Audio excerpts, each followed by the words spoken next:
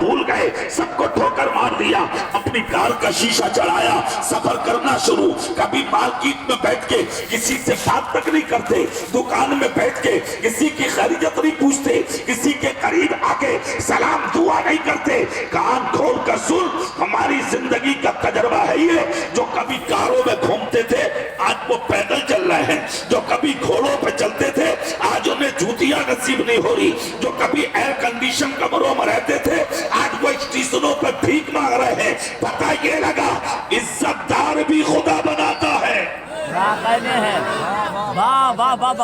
اور ذلیل و خوار بھی خدا بناتا ہے۔ کیا کہنے ہیں؟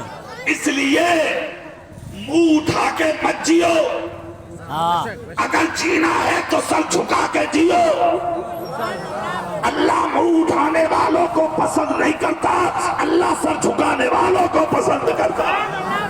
کیا حسین پیغام ہے عزت، واہ واہ واہ واہ واہ واہ۔ اور ایک بات اور سنو، اپنے لیے تو بہت جی لیے آپ، ہاں، اور کچھ نہیں کیا تم نے جی کے آج تک دنیا میں، بہت جی لیے۔ دوسروں کے لیے جینا شروع کرو۔ اللہ اللہ، نبی کہتے ہیں تو اللہ کی مخلوق پر رحم کر، اللہ تجھ پر رحم کرے گا۔ آپ کرتے ہی کسی پر رحم، کرتے ہی کسی کا خیال۔ اگر دولت مل گئی، کسی بیمار کی حالت پوچھنے تم تیار نہیں، مالدار ہو گئے کسی کی خیریت پوچھنے تم تیار نہیں، اسی لیے تم مٹ گئے، تم برباد ہو گئے، تم ختم ہو گئے۔ تم ادھر تیرا جنازہ اٹھتا تو ادھر تیری اولاد تجھے بھول جاتی ہے، تیرا خاندان تجھے بھول جاتا، تیرا رشتہ دار تجھے بھول جاتا۔ یاد رکھ 1500 سال ہو گئے، ابو بکر صدیق کو آج تک کوئی بھولنے تیار نہیں ہے۔ کیا کہنے ہیں؟ واہ واہ واہ واہ واہ واہ واہ۔ زور سے بولو اور دل سے، 1500 سال ہو گئے، آج بھی ابو بکر صدیق کو کوئی بھولنے تیار نہیں ہے۔ وجہ کیا تھی؟ وہ وجہ سنیے آپ کو تو اپنی زندگی سے فرصت نہیں، دولت کیا مل گئی، گھمنڈی، متکبر، انا کے شکار۔ مگر کان کھول کر سن، جتنے گھمنڈی آئے تھے بچا کوئی نہیں ہے، سب ختم ہو گئے۔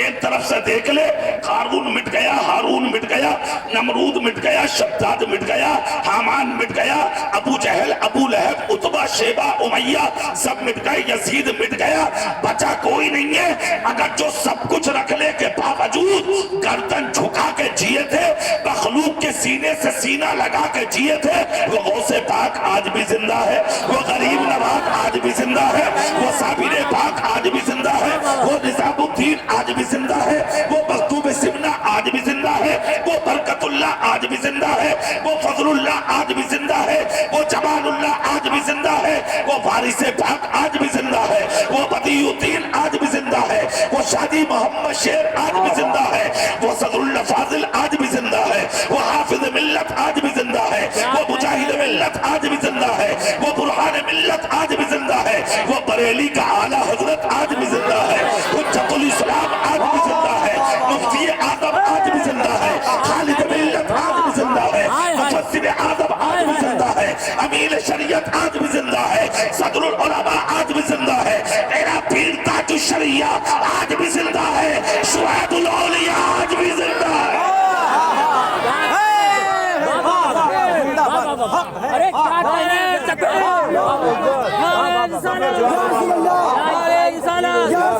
زندہ باد، زندہ باد، سبحان اللہ، نعرے رسالت، واہ واہ واہ واہ۔ تم بستر پر لیٹتے ہو تب بھی ختم، تمہارا ذکر ختم، تمہارا نشان ختم۔ اللہ اللہ، 1500 سال ہو گئے، آج تک کوئی ابو بکر کو نہیں بولا۔ پوری طاقت سے بول کے دکھاؤ۔ کیا کہنے سے، واہ واہ۔ آ رہے ہو بھیا، آ رہے ہو سننے؟ چلو آ جاؤ، آ جاؤ، آ جاؤ، آ جاؤ۔ بڑھیا جگہ، مشورہ ٹھیک دے رہے ہیں، اچھے رہو گے، آ جاؤ۔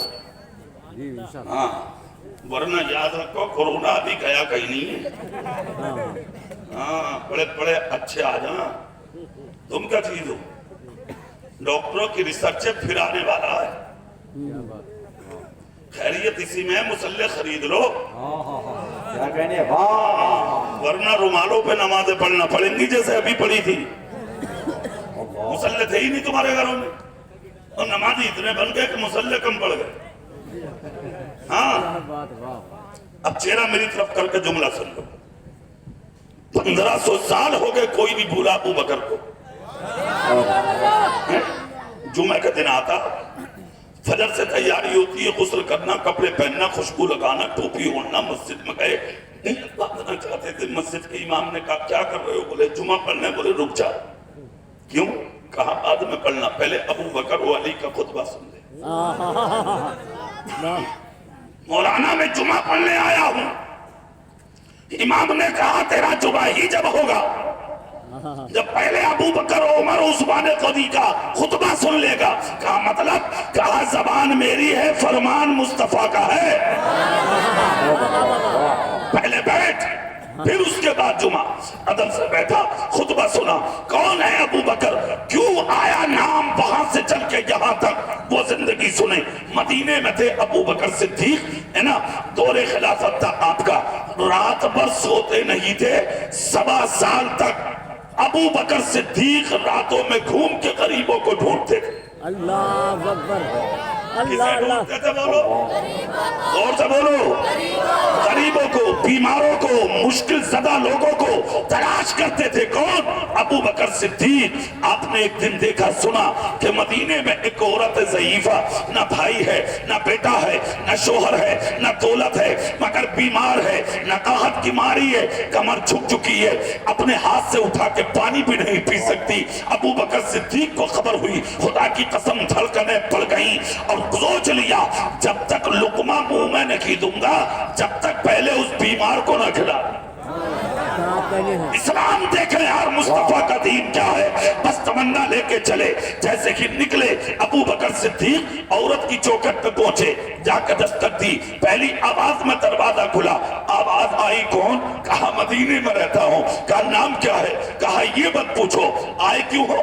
میں نے سنا ہے بیمار ہیں آپ ضعیفہ ہے آپ اکیلی ہیں آپ بھائی نہیں ہے بیٹا نہیں ہے پڑوسی نہیں ہے رشتہ دار نہیں ہے ساتھ میں کوئی نہیں ہے. کہا کوئی نہیں ہے. کہا جی چاہتا ہے کہ آپ کی خدمت کرنے میں آ جایا کروں. چہرہ ادھر گھما لو ادھر گھما لو. ان کو دیکھو یہ دیکھنے کی چیزیں. ہاں دیکھنے کی چیزیں. اب ادھر ادھر منہ کر کے بات مت کرنا. انہیں دیکھ لو تو ثواب ملے گا. ٹھیک ہے کام وہ کرو جس سے تمہیں کچھ مل جائے. اتنا جب کہا تو عورت نے کہا نہیں مت آنا مت آنا. جب یہ کہا کہ مت آنا تو ابو بکر نے دوبارہ کہا نہیں موقع دو کہ میں نہیں کیا کروں. عورت نے کہا ٹھیک ہے تو پھر آ جانا. کہا ٹھیک ہے. ابو بکر صدیق روزانہ تہجد پڑھ کے اس کی چوکھٹ پہ جاتے دستک دیتے دروازہ کھلتا ہاتھ سے جھاڑو لگاتے چولہے میں آگ جلاتے کھانا بناتے 350 فٹ گہرے کنویں میں ڈول ڈال ڈال کے پانی کھینچتے مشکیزہ بھر کے اپنی کمر پر رکھتے اور بوڑھی کے گھر میں لاتے اور اس عورت کو کھانا کھلا کے اسے دوائی کھلا کے پھر صبح صادق میں ابو بکر صدیق اپنے گھر میں آتے. کتنے دن تک کیا؟ 1 سال تک. کتنے دن؟ زور سے بولیے. 1 سال تک ابو بکر صدیق خدمت کرتے رہے. جب 1 سال ہوا خبر حضرت عمر کو ملی کہ مدینے میں ایک عورت ہے بیمار. تو وہ بھی پیچھے کیوں رہتے دوڑے دوڑے گئے جا کے عورت کی چوکھٹ پر دستک دی. آواز آئی کون؟ کہا مدینے میں رہتا ہوں میں نے سنا ہے آپ بیمار ہیں جی چاہتا ہے کہ کچھ خدمت کروں. عمر نے جب اتنا کہا آواز آئی کوئی آتا ہے تم مت آنا. کہا مجھے بھی آپ دعا میں شریک کریں اور نیکیوں کے لیے اجازت دیں. کہا مت آنا کوئی آتا ہے. تیسری بار بولے عمر بن خطاب ہوں میں. اللہ اکبر. اتنا جب کہا تو عورت بولی تمہیں نہیں بلاؤں گی. کہا مطلب؟ کہا ابھی میرے گھر کا تنکا اٹھا کے تم نے ادھر سے ادھر نہ رکھا اور چوکھٹ پہ آ کے کہہ رہے ہو کہ میں عمر بن خطاب ہوں. اللہ جس دن خدمت کر دی تب تو پورے مدینے میں کہو گے تو کہ میں بوڑھی عورت کی خدمت کرتا ہوں. کہا مطلب؟ کہا سن عمر، یہ تو ہے کہ کچھ کیا نہیں اور نام بتا دیا. جو میرے گھر میں آتا نا 7 سال ہونے کے قریب ہے، نام بتانا تو بڑی بات، ابھی چہرے سے پردہ نہیں ہٹایا ہے اس نے. اللہ اللہ اللہ اللہ. سنیے ہائے کیا شان ہے سیدنا ابو بکر صدیق کی. ہائے ہائے. اس کو کہتے ہیں خدمت، اس کو کہتے ہیں مدد، اس کو کہتے ہیں کسی کے کام آنا. ایک آپ بھی تو ہیں امیر، آپ بھی تو ہیں دولتدار، آپ بھی تو ہیں بڑے. اگر بستی میں کسی غریب کی خدمت کا موقع تیرے نصیب میں مل جائے نا، تجھے نصیب ہو جائے نا، تو 1 کلو چاول اور 1 کلو آٹا اس کے ہاتھ میں دے کے برابر میں کھڑا کر کے اس کا فوٹو کھینچتا ہے تو، اور سوشل میڈیا پہ وائرل کرتا ہے تو کہ پردھان جی نے 1 کلو چاول دے دیا، سیٹھ صاحب نے 5 کلو چاول دے دیا، امیر صاحب نے 1 کلو آٹا دے دیا. لعنت ہو تیری امیری پر. آج میرا ماحول اور میرا معاشرہ تجھ جیسے امیر کو یاد نہیں کرتا، تجھ جیسے امیر کو پسند نہیں کرتا. آج بھی میرا ماحول ایسے امیر کو چاہتا ہے جو مدینے میں مصطفیٰ کا ابو بکر تھا، جو 7 سال تک خدمت کر کے بھی اپنے چہرے سے پردہ نہ ہٹا سکا. جب 7 سال ہو گیا تب حضرت عمر نے کہا تھا اچھا تو پھر اس کا نام بتاؤ.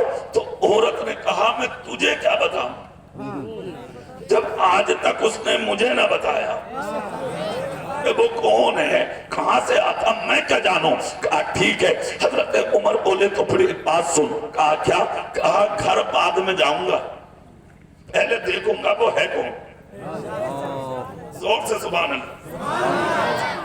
اب پہلے دیکھوں گا وہ ہے کون. اب تاریخ کا وہ جملہ سنیں. حضرت عمر بن خطاب راستے میں کھڑے ہو گئے. جیسے ہی کھڑے ہوئے صبح سے شام ہو گئی مگر وہ چہرہ سامنے نہیں آیا.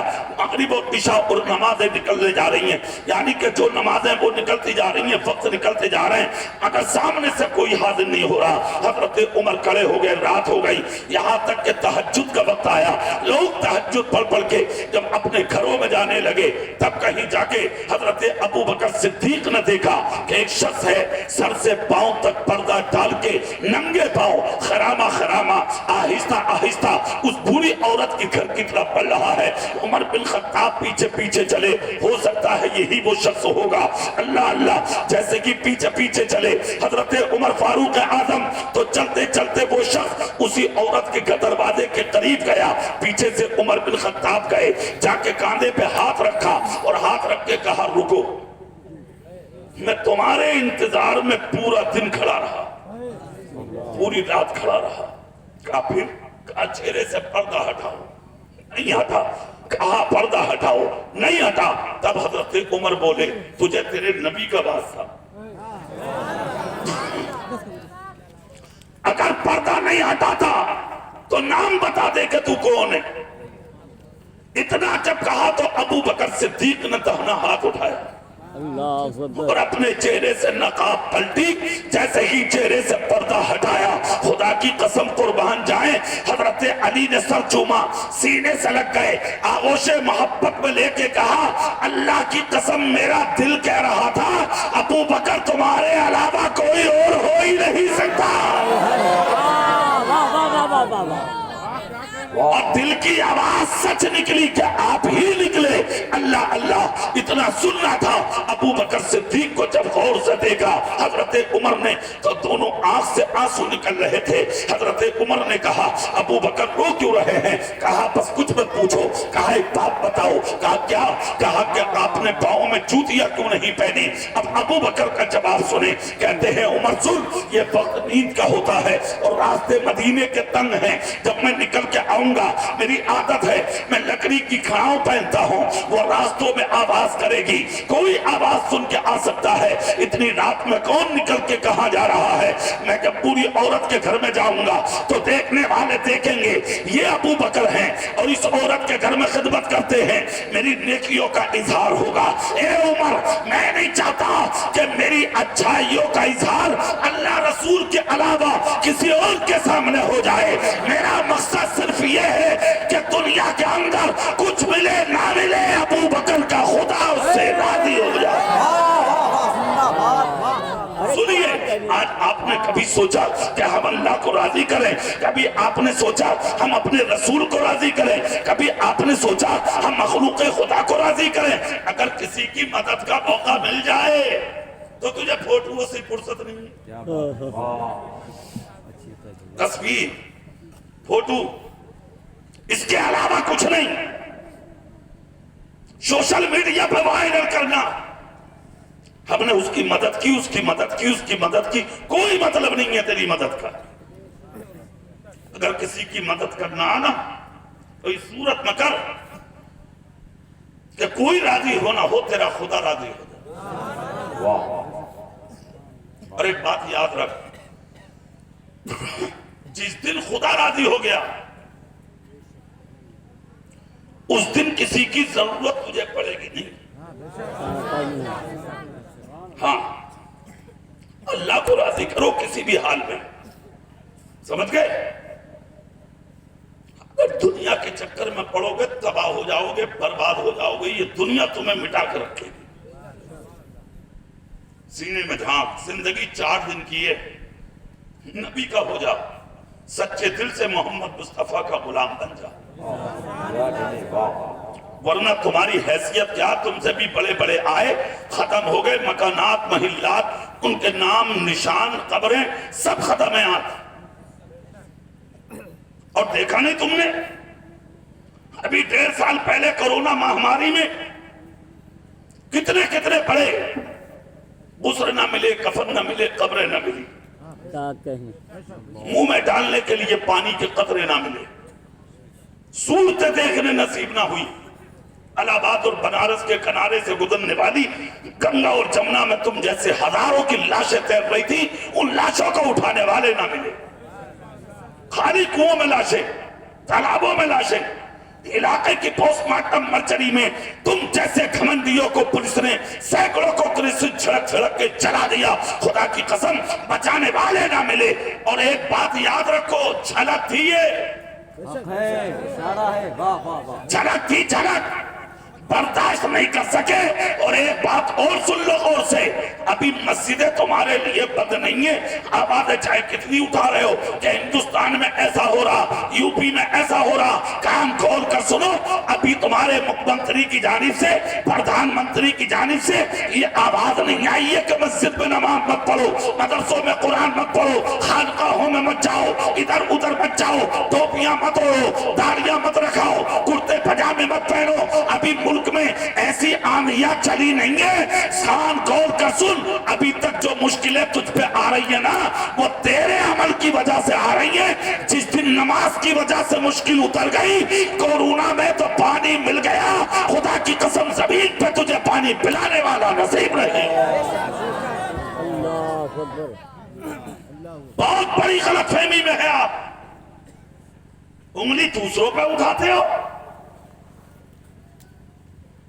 कोई गलत नहीं है, तुम अपने रास्ते पे आ जाओ। मा असाबकुम मिन मुसीबतिन फबिमा कसबत